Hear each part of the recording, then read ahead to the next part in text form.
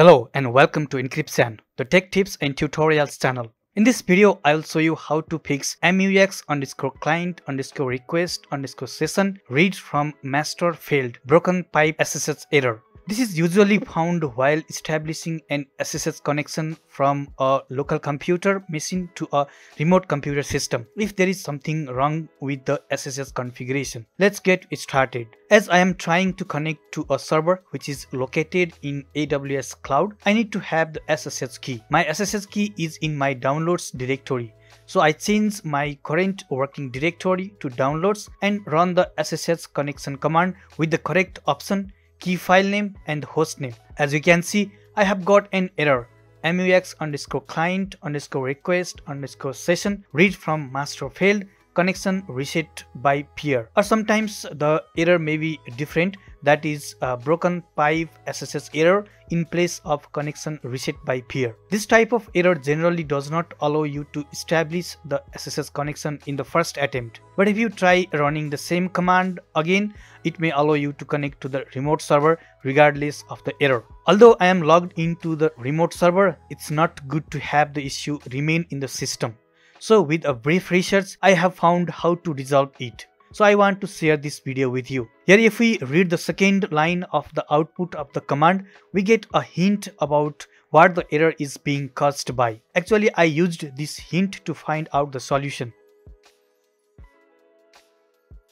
To resolve the issue, switch your current working directory to .ssh, the ~/.ssh. Here you should have a configuration file named config. Open the file with a text editor such as BI and the file name which is config.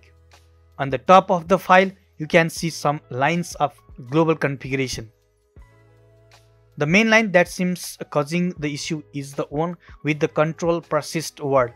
So either comment the line to disable it or remove it from the file.